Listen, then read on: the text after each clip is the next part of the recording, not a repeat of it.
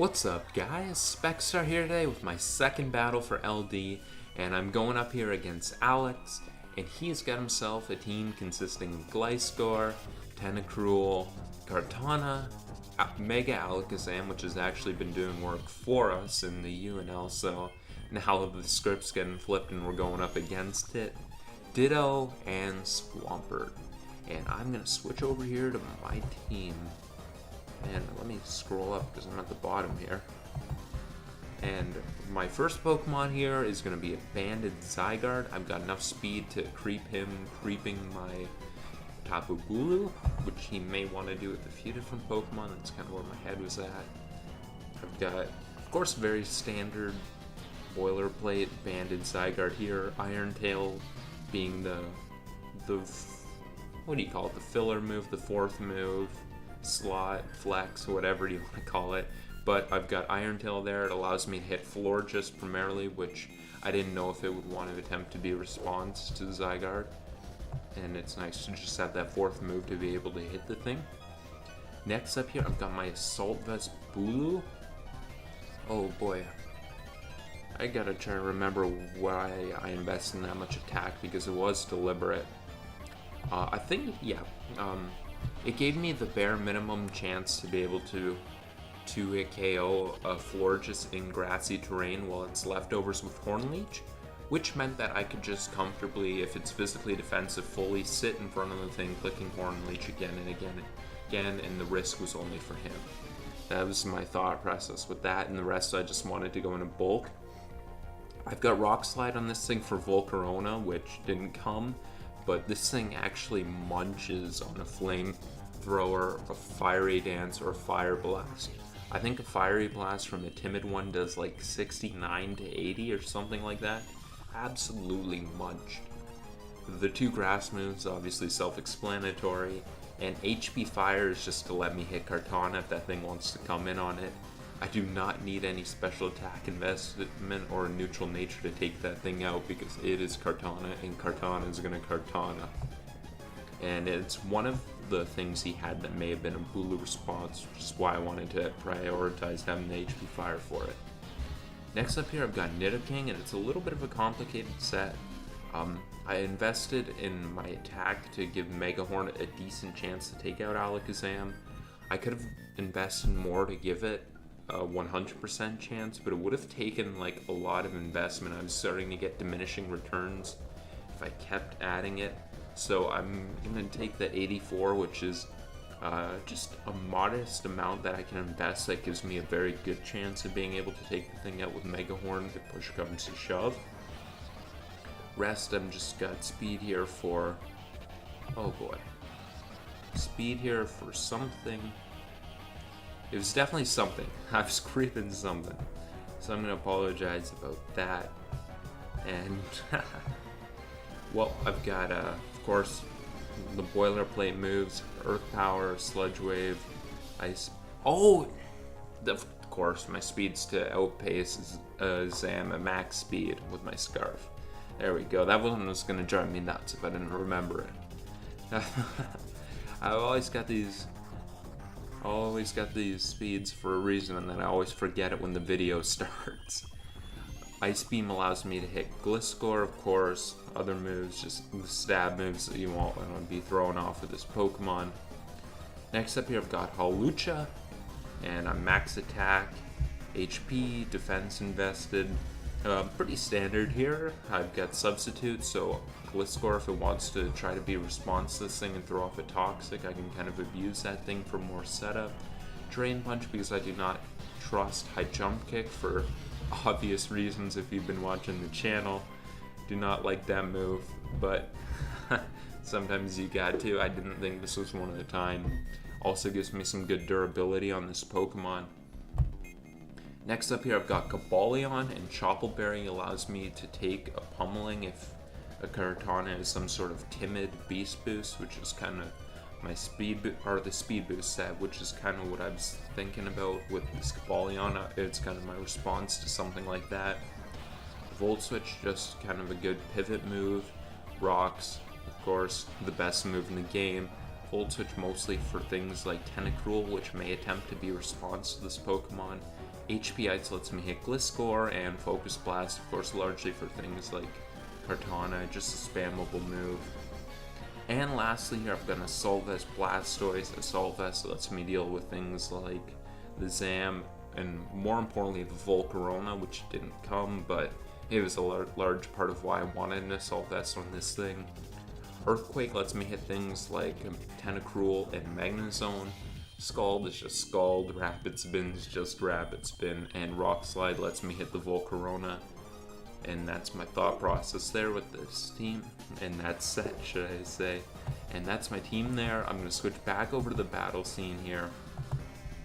And in this matchup, I just wanted to go ahead and lead off with my Tapu Bulu, because the only scenarios where that really didn't pan out for me were if he wanted to lead off with his Tentacruel, or if he wanted to lead off with Ditto, I guess. Otherwise, I was very comfortable to have a Bulu lead here, and that's what I'm going to do. But unfortunately, he will lead Tentacruel, and Tentacruel, you know, I don't really know if it would want to be some kind of Sludge Bomb, Poison Jab type of set here to catch Bulu, but I also didn't want to really take that chance this early. Bulu is pretty significant for me. So my thought process was, if he wanted to leave this thing on Bulu, he would either be clicking a poison attack, like Sludge Bomb, Sludge Wave, something like that, or he'd be getting up Toxic Spikes. And in both of those scenarios, I wanted to go out into Zygarde, which could kind of put a little bit of pressure on him. So that's what I'm going to do here. And as I go into my Zygarde, he is actually instead going to go for a Scald, which I was not expecting, and that was dangerous. Fortunately, I'm going to miss out on the burn, which, very much relieving, was not the move I was expecting him to go for. He's now going to bring in his Gliscor, and let me let the thing get its terrain recovery. This thing is now, the Gliscor is now going to be at 54%. My last 1,000 arrows did 53%. Based on the calcs, I imagine he's max HP. He's not defense invested, which means he could be attack, he could be speed, he could be special defense. I'd imagine some sort of mix of special defense and speed. I don't know if he'd be faster than my Zygarde, but if he isn't, I do have a role to take him out with my next 1,000 arrows, and it's not in my favor, it's in his favor, but it is pretty free for me to just go for it if I am faster than it. I'll take that chance to get rid of this Pokemon right now, gladly. He's gonna get his Toxic Orb off, and he's gonna go for Roost before I get my 1,000 arrows off, so I'm not gonna be faster than him, although I did get the roll, which didn't matter there. So here, I just want to go off into my Nidoking actually, and that's because I could go off into something like Toys, I could go off into something like Bulu, but it didn't really make sense to me that he would just click Earthquake here, and I wasn't really concerned about that, so I thought he would either get up his Rocks, or maybe just go for something like Toxic, which would be annoying for this and definitely makes sense against a team with Bulu. And Nidoking puts a lot of pressure on his team, which other options I have to switch on this don't. And he's actually going to go into Kartana predicting Blastoise, so I'm very fine having Nidoking out on this thing. I'm just going to click Earth Power. He could have went into Gliscor, I just don't think he'd risk it, especially because Nidoking forces Kartana out pretty comfortably, so I could have been aggressive there if I wanted to. And I'm just going to click my Earth Power there. He's going to go into Alakazam. I'll get some nice damage off on this early, although it munches it a little bit better than expected. I'm going to go into my Bulu here, and he's going to Mega Evolve. He's going to trace my Surge, and he's going to go for a Psychic here. We take that pretty comfortably. So here, I'm pretty certain Bulu's ability to force this Pokemon out. So I think I just want to make the aggressive play and click Hidden Power Fire here on Kartana coming in. Kartana seems to be what would be an initial on Bulu here. So I am just going to click Hidden Power Fire and try to catch that Pokemon here. As the terrain goes, heals us both. And he is going to show to be Hidden Power Poison, and he's going to catch me there with a a big turn for him and a great play for him. And that is going to be a very, very big turn, actually. And I definitely wasn't that. I mean, I thought of it as an idea of something that may come, but it wasn't something that I really had on the top of my list of what the thing would potentially bring in this matchup. So it was very smart of him to go for that there and to catch me off guard. And there's just not too much you can do about that because he got me there. That's all you can really say about that. So I'm going to bring in my Zygarde here, which I know eats any hit since he's not HP Ice. I would take a Gleam from Modest comfortably. And I'm just going to try and put a little bit of pressure on him. He has a Gliscor here. I'm just going to go ahead and go for 1,000 arrows. Even if he did go Gliscor, clicking arrows is going to force him to Roost, and he wouldn't gain too much health, and I get a free switching back to my Nidoking, which still puts quite a bit of pressure on him. And here, if I'm not mistaken, I'm just going to go ahead and click Earth Power again. He knows that Ice Beam... Oh no, I'm actually going to double in a Blastoise, which is a little bit safer. So he's going to go into Tentacruel. My bad for remembering that wrong. But he is going to go into Tentacruel here, and I'm just going to want to throw off Earthquakes on this thing. If he gets up Toxic Spikes, I can spin them away if I even want to, because I do have Nidoking anyway. I'm just going to throw off Earthquakes. I'm glad to be able to take this Pokemon on, and I am able to 1v1 this thing. I'm going to go for Earthquake. He's actually going to switch out his Swampert, and I'm fine to get this thing worn down too. If he gets up Rocks, I spin them away. I'm just going to Scald this thing. So far the water's been cold this battle for both of us. We have not been getting burns with that move, Scald. And I'm just going to continue throwing off Scalds. It's nice to wear the thing down. Finally, there will be a burn, which is annoying for him. And I believe I just continue clicking Scald here.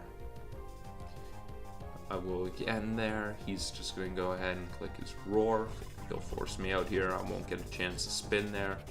Nidoking's just going to come in here, and I'm going to click Earth Power. Again, still thinking he would not want to risk Gliscor. And I will take the Swampert down there. He's going to opt now to bring in his Gliscor because he knows I'm locked into Earth Power, or at least he suspects it, you'd think. And he just goes for Earthquake here. I tried to go into Blastoise to spin on the thing, but the damage is too much. The Blastoise is going to go down. It's also my least useful Pokemon at this point. So I'm going to bring Nidoking back in. Again, we're playing this game where he's got to fear the Ice Beam. He knows I have it even though I haven't shown it. And I'm just going to click Earth Power, predicting him to switch it out. And Tentacruel's going to go down to Nidoking there. He's now going to bring in his Alakazam, which he knows takes this. And I'm now looking at a very threatening Sheer Force Alakazam, but I knew by my calcs that Zygarde took a hit from this thing even with the Sheer Force. I'm going to click Extreme Speed and try to pick him off unsuccessfully, and he's going to take me down with Psychic. So, as has been with this battle, Nidoking is going to come back in, and I'm just going to click Sludge Wave. Really, I just didn't want to lock into... actually, my thought process there was Sludge Wave. I didn't, even though I know he knows I have it, I thought if I click Sludge Wave instead of Ice Beam there, I might be able to trick him into thinking that I may not have Ice Beam, which was a low possibility, but it was something to go for there. I didn't think particularly he'd try to switch it out there. So he'll bring in the Kartana here, and that's going to force me out since I'm locked into the poison move. I'm going to go into my Cobalion on this thing, and he's going to go for Smart Strike, and I'm going to munch that. I thought he may very well be choiced here with his Kartana, so I'm actually going to predict the Gliscor and go for Hidden Power Ice, which is going to backfire as he clicks Pummeling. Although, to be fair, I was probably going to miss Focus Blast anyway, so I stand by clicking the Hidden Power Ice even though it didn't pan out. And I'm going to go Hawlucha because if he doesn't have, if he doesn't go for the Strike, I might have been able to take the thing out with the Lucha. Instead, I'm just going to be sacking Cobalion. Health on Lucha didn't matter too much anyway, if you really think about where my winning conditions are. It was just something, a little chance I had to go for. So here on Kartana, I'm just going to bring in Nidoking, and I'm going to Earth Power again. Take the Kartana out. He's going to go into Gliscor here, and I'm just going to go ahead and sack off my Hawlucha here. I'm going to, or not, well, not really sack it, but I'm going to switch back into my Nidoking here. Sorry, I'm not really giving the best commentary right now. I'm kind of making word salad here. My thought process there is I could go into Hawlucha. He would probably want an Earthquake on the Nidoking, or even if he didn't, he probably isn't able to just OHKO my Hawlucha with anything. I wouldn't imagine he'd have the move to do that. And after going into Hawlucha, I knew that he would click pretty much anything but Earthquake as I get this chance to go back into my Nidoking here. And I'm good to just go ahead and click my Ice Beam now, as he actually does show to have Ice Fang. Ice Beam is going to take the Gliscor out, and he could have went into Ditto there, but there's actually really no point because it would have come down to a speed tie anyway. And I'm just going to go ahead and sack off my Hawlucha so I can lock into Earth Power, and it is down to this. I'm Scarf, Ditto Scarf. It is a speed tie. And this battle right now is down to a coin toss. And I've said GG to him before this turn because my thought process here was really it doesn't matter who wins the speed tie. It was a hell of a game, and this is just going to be the cherry on top. The winner now comes down to fate. We are going to flip this coin and see who comes out the victor. I click Earth Power, he clicks Ice Beam, and he's going to win the speed tie, and he's going to move on to 1-1, and I'm going to move on to 1-1. And you know what, we're going to take an L there, but you know, it was a hell of a game. It was a hell of a game. He got a big leg up when he caught me with Hidden Power Poison on the Zam, and that was a big game-changing turn for him that brought us to this point here, down to the coin toss. And this is one I don't, losing always sucks, but this was a fun game to play, and I do not have any regrets, except for, well, maybe with the benefit of hindsight, I would have liked to not get caught by that Hidden Power Poison, but I enjoyed the game, and definitely GG to my opponent. It was a very good game. My team's KO count is going to be pretty weird for this game too, just like last time.